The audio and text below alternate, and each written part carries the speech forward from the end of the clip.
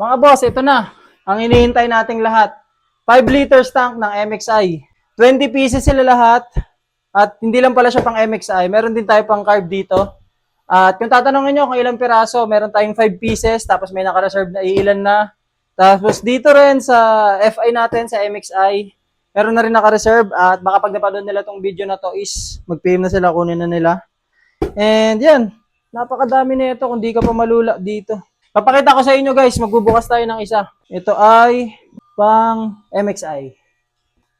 Bukas tayo ng isa. Pakita ko rin sa inyo kung gaano ka-solid yung packaging. Yung version nun kasi na ito, yung unang version, yung nakakabit sa akin. Goods yun. Goods yun.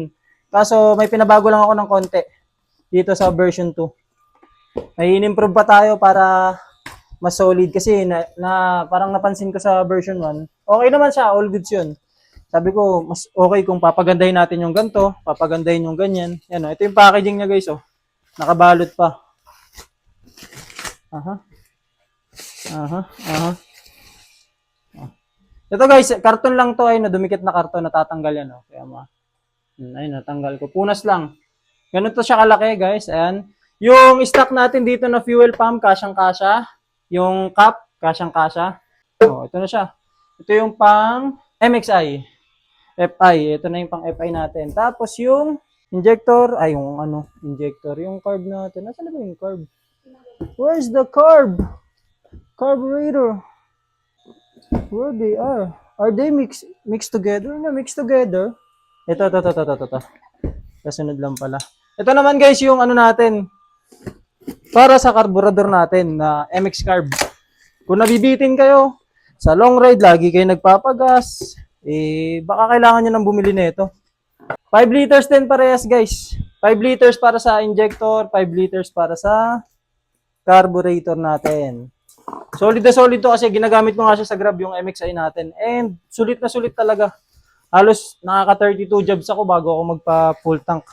Ito na yung carb natin, same ng balot. Ayun. Dali.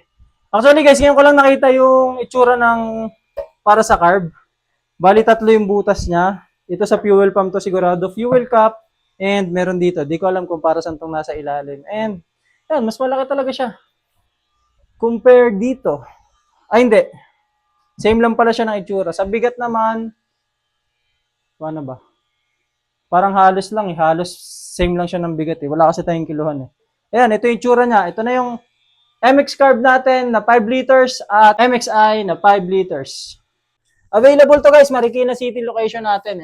15 yan para sa MXI, sa fuel injected, kagaya ng ng motor ko. Tapos sa carburetor naman ito.